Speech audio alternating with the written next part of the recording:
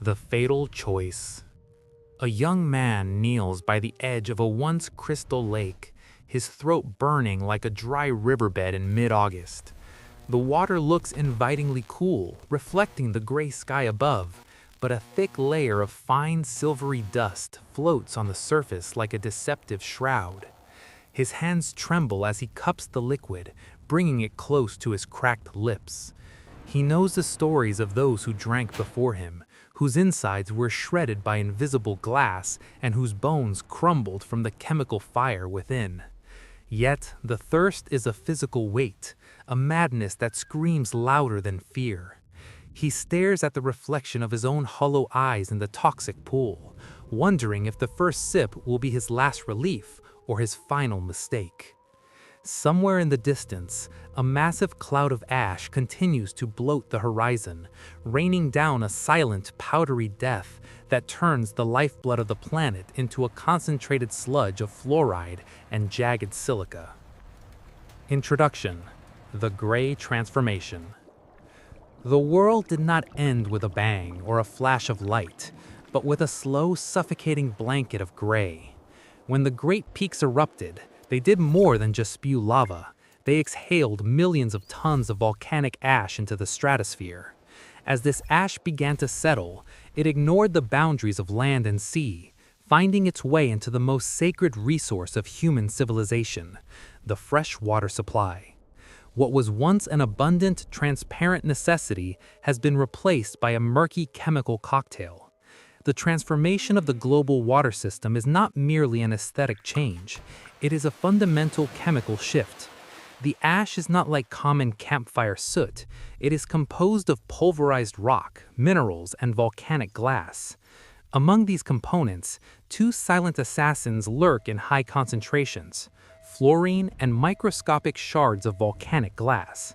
As these particles dissolve and suspend in the water, the very definition of potability vanishes, leaving billions of people staring at a horizon filled with water they cannot touch.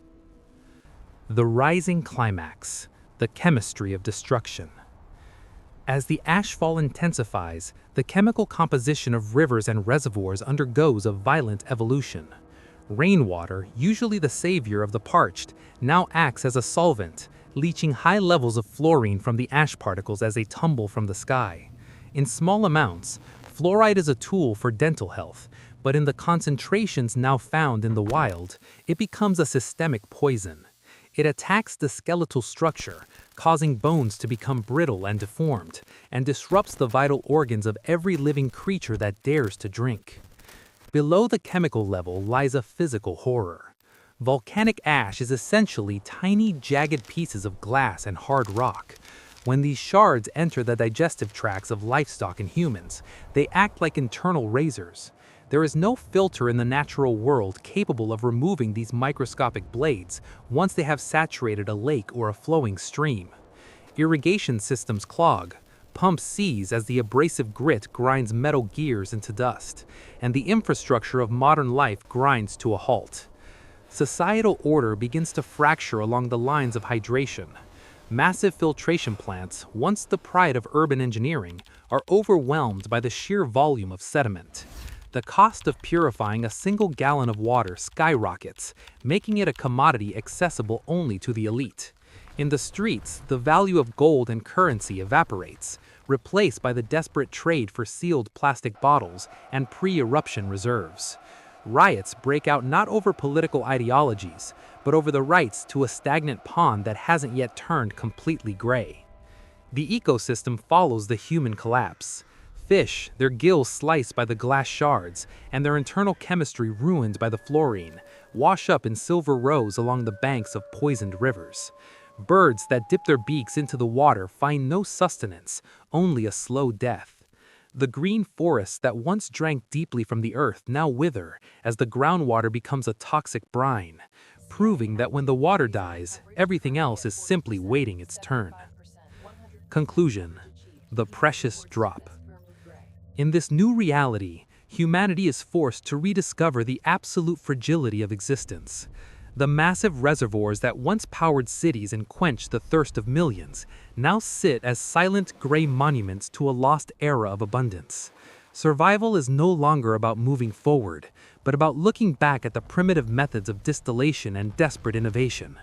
Every cup of water is scrutinized, tested, and guarded with lethal force. The lesson left in the wake of the ash is a bitter one.